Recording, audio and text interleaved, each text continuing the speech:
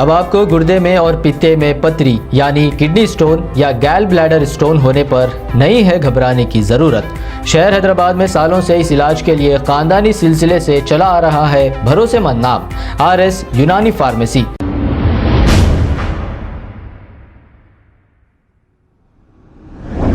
अस्सलाम वालेकुम नाजरीन, 7H न्यूज़ में आपका इस्तकबाल है। आजमपुरा तहरीक मुस्लिम शब्बान ऑफिस में JAC यानी कि जॉइंट एक्शन कमेटी की एक मीटिंग मुनक्किद की गई है। इस मीटिंग में मुश्ताक मलिक साहब ने मुखातिब किया, क्या अहम बातें कही TRS के ताल्लुक से और दूसरी क्या बातें कही, आइए सुनते हैं इन्हीं की जुबानी। इसकी अपनी एक अहमियत और इसका एक वक़ार, इसका एक जलाल, इसकी आवाज में एक दम, ये सब कुछ था। लेकिन दलालों ने इस रियासत के मुसलमानों को यतीम कर दिया। जुमला थोड़ा सख्त इस्तेमाल कर रहा हूं माजिरत के साथ। आज का मुसलमान यतीम और यसीर बेक़यादत के है। कोई क़यादत नहीं, दलाली क़यादत नहीं होती। क़यादत तो आंखों में आंखें डाल कर बात की। और आज जो सूरत हाल है, मैं जो कह रहा हूं, एसटीज को रिजर्वेशन, मुसलमानों को कुछ नहीं, जबकि दोनों रिजर्वेशन असेंबली में आए थे। तो ये सूरत हाल है। हो सकता है कि मेरी तजावीज जो रिजर्वेशन के सिलसिले में है कि इसको रियासतगीर बनाया जाए, आप इत्तेफाक न करें, लेकिन रिजर्वेशन मिल सकता है। इस वजह से हम बैठे हैं, कोई वक्त गुजारी के लिए हम नहीं बैठे हैं। बहरहाल जो बातें रखना था मैं रख चुका हूं। मैं समझिए कि शकील साहब से दरख्वास्त करूंगा कि वो वहां से बात शुरू कीजिए। माइक तो आपको डब्बा उधर देते जाओ। अच्छा, मेरी आवाज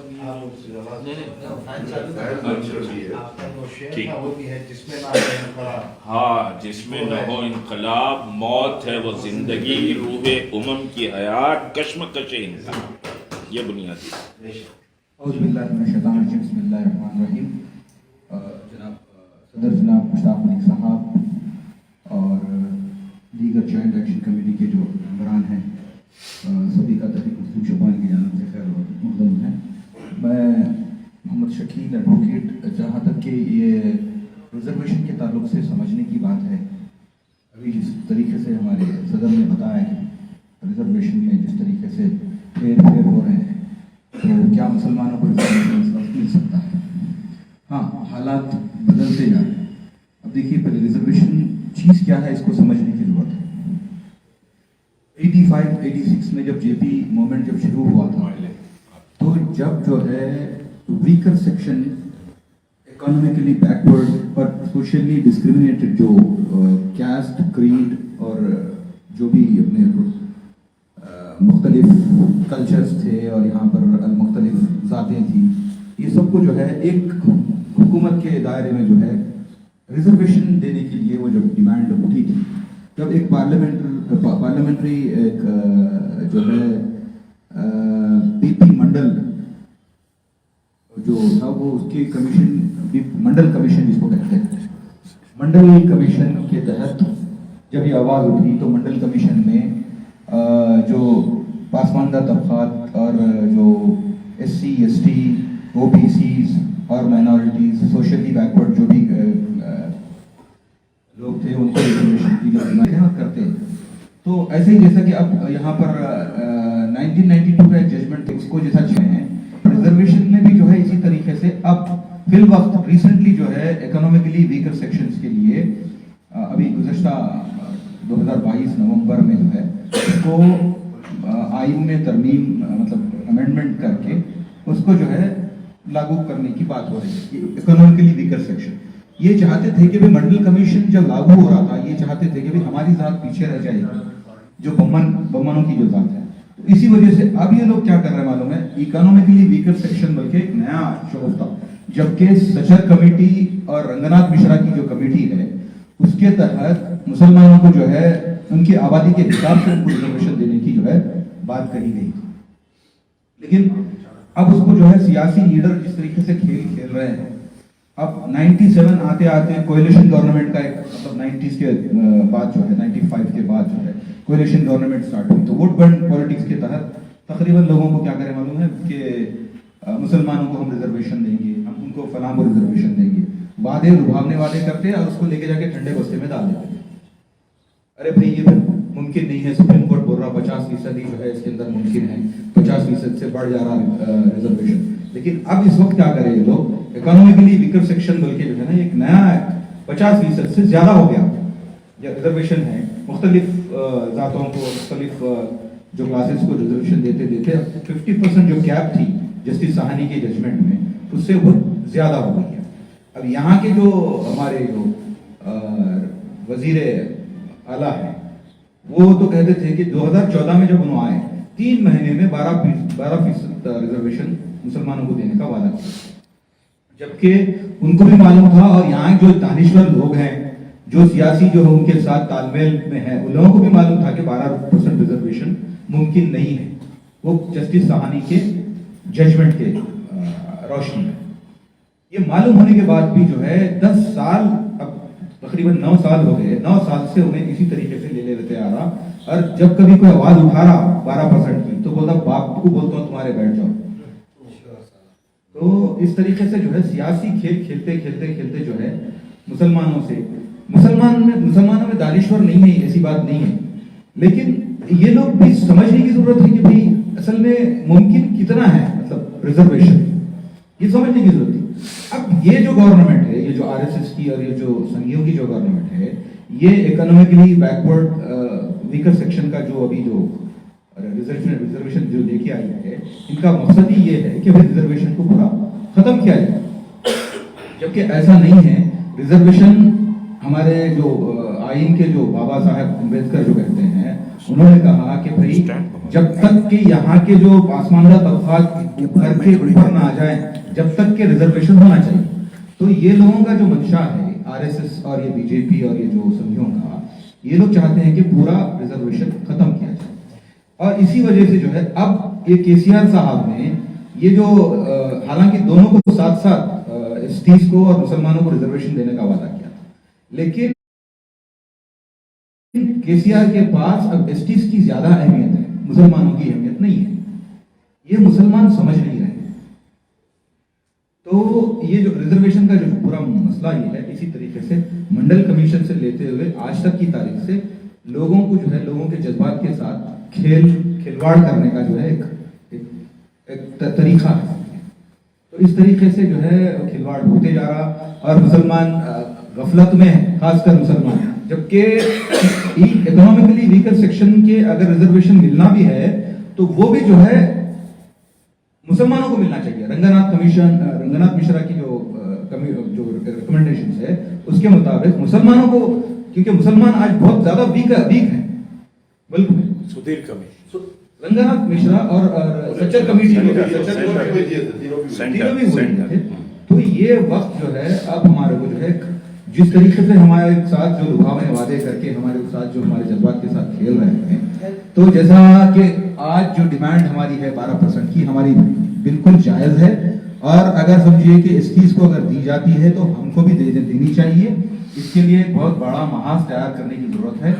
हम सबको जो है लोगों के अंदर शऊर पैदा करने की जरूरत है। जब तकरीबन लोगों को मालूम नहीं है कि रिजर्वेशन किस तरीके से है, किस तरीके से चल रहा है। अब बीच में कांग्रेस गवर्नमेंट में भी 4% रिजर्वेशन दिया गया था, जबकि वो भी वहां पर भी जो है सुप्रीम कोर्ट में फिर काफी लटका रहा मसला। तमिलनाडु में भी 3.5% जो है मसला लटका रहा। बाद में फिर स्टेट गवर्नमेंट अपने तरफ से जो है ना ऑर्डिनेंस पास करके जो है उसको रिजर्वेशन दे रही है। उसको भी खत्म करने की बहुत सी साजिशें आज भी हो रही है। आज जैसा कि हमारे सदस्य साहब ने कहा 3% को भी जो खत्म करने की जो साजिशें हो रही हैं, ये सारी साजिशें यही है, मुसलमानों को अलग थलग कर दिया जाए, मुसलमानों को ना कोई रिजर्वेशन हो, ना कोई जॉब्स में उनको कोई उनका भागीदारी हो। जैसा कि पब्लिक सर्विस कमीशन ले लो आप, कोई भी किसी में भी ले लो आप, मुसलमानों को जो है केसीआर साहब बिल्कुल इग्नोर कर दे रहे हैं और निकाल के फेंक दे रहे हैं। तो ये चीज को समझने की जरूरत है। इसके लिए एक बहुत बड़ा महाज तैयार करने की जरूरत है, और ये महाज मैं समझता हूँ जॉइंट एक्शन कमेटी ही एक ऐसा महाज बना सकती है कि हम यहाँ के जो गद्दार जो सियासतदान हैं इनको हम झुका सकें और यहाँ पे तब्दीली लेके आ सकें। अस्सलाम वालेकुम। अच्छा इधर कानून में भी मतलब हर चीज है उसमें, बहुत सारी चीजें इस्तेमाल कर सकते हैं, लेकिन सोशल मूवमेंट चलेगा तो इंशाल्लाह कामयाबी है। उसका एक ही हथियार है कि लोगों में अवेयर हो और उसके टूल्स तलाश करना है कि किस तरीके से हम उसकी रसाई कर सकते जी हैं। बॉस जरा इधर दीजिए सैयद सलीम साहब।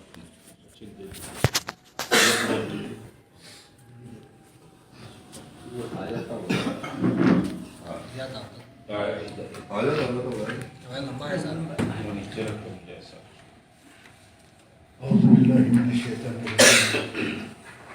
बिस्मिल्लाहिर्रहमानिर्रहीम। जनाब मुश्ताक मलिक साहब, कन्वेनर जेईसी के तमाम जिम्मेदारान, वकला और दूसरी जमातों के रहबरान मिल्लत, अस्सलाम वालेकुम व रहमतुल्लाहि व बरकातुहू।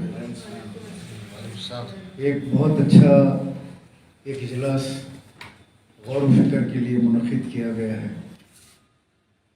गौर व फिक्र करना, जिद्दोजहद करना, ये जिंदा कौमों की अलामत है। अगर हम जिद्दोजहद नहीं करेंगे तो आने वाली नस्लें हमको माफ़ नहीं करेंगी।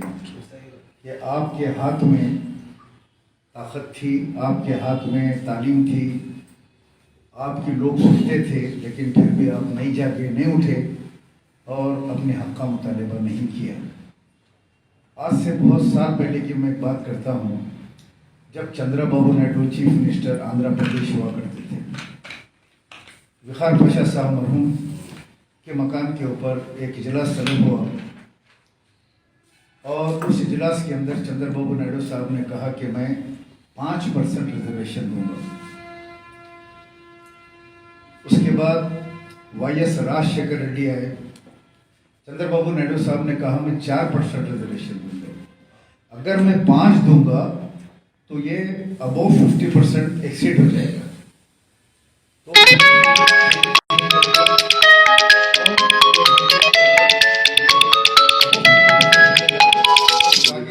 जो बीजेपी वाले चैलेंज करेंगे, इस तरीके से उन्होंने कहा कि मैं 4% दूंगा। एक बहुत अच्छी बात उन्होंने उस टाइम में कही थी। शहर के सारे बड़े लोग, अखबारों के मुदीरान, जाहिद अली खान साहब, खान लतीफ़ खान साहब, मुश्ताक मलिक साहब, हम सभी बैठे थे और उन्होंने 4% का हमको समझाया किस तरीके से। अगर इसके अंदर अगर चेंज करना है तो पार्लियामेंट के अंदर आपको पार्लियामेंट का जो अम्बेडकर लॉ है उसके अंदर आर्टिकल 163 या 153A-B उसको चेंज करना पड़ेगा। वो 2/3 मेजॉरिटी से गवर्नमेंट होगी तो वहाँ पे मुस्लिम बोल के ऐड हो सकता है, मुस्लिम रिजर्वेशन। क्योंकि हिंदुस्तान के कॉन्स्टिट्यूशन में मुस्लिम रिजर्वेशन नाम की चीज़ नहीं है।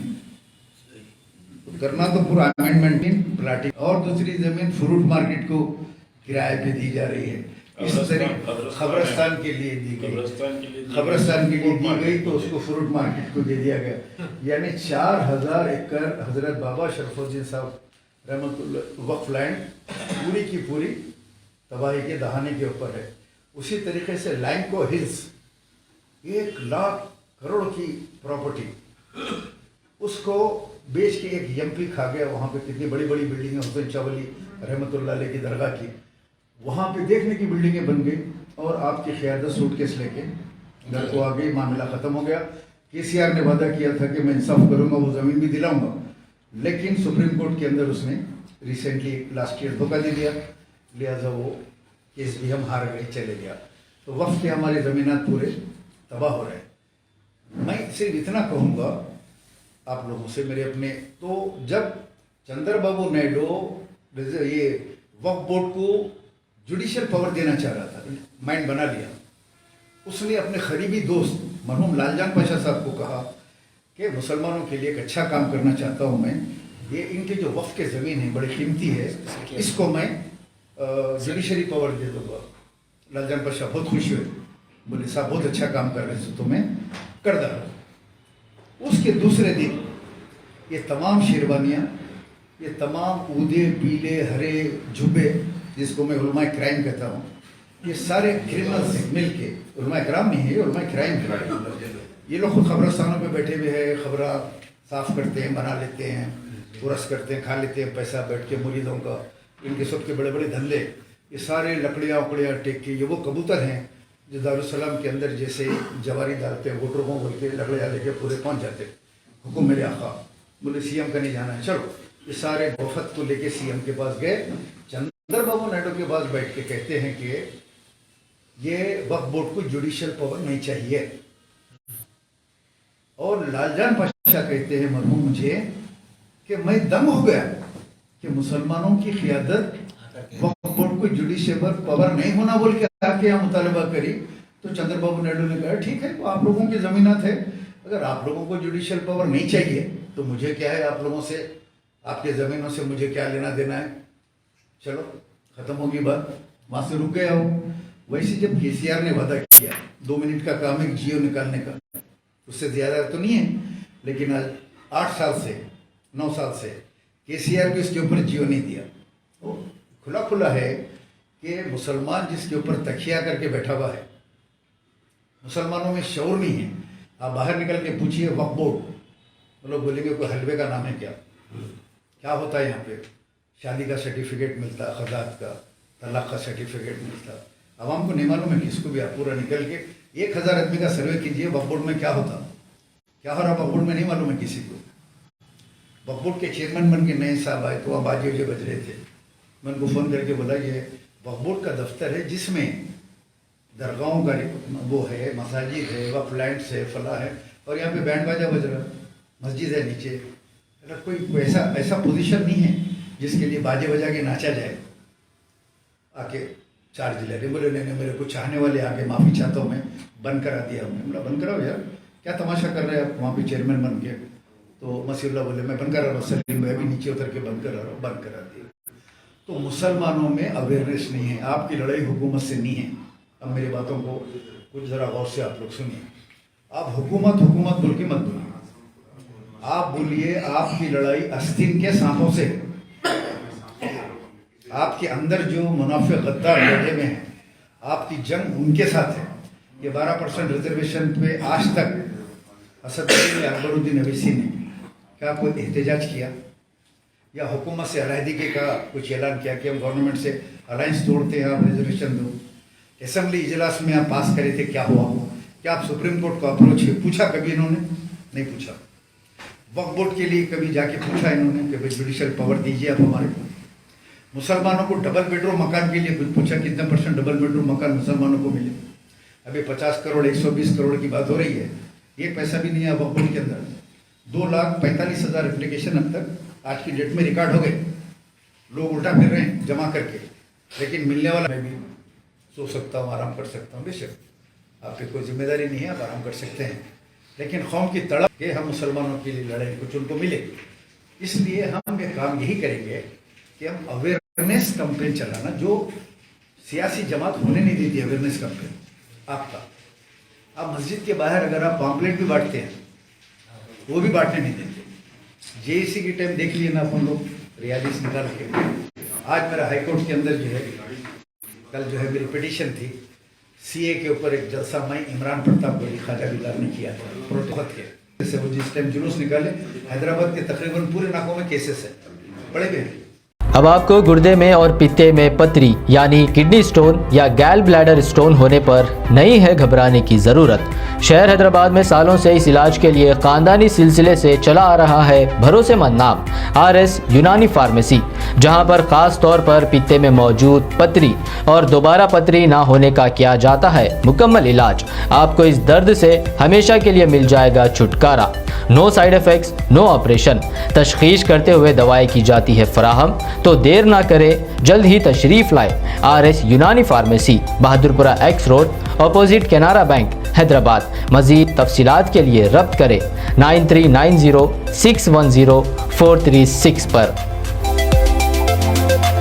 खबर है शहर की, खबर है गाँव की, खबर है सारी दुनिया की। 7H न्यूज पसंद आए तो लाइक कीजिए, शेयर कीजिए और सब्सक्राइब करना ना भूलें। 7H news.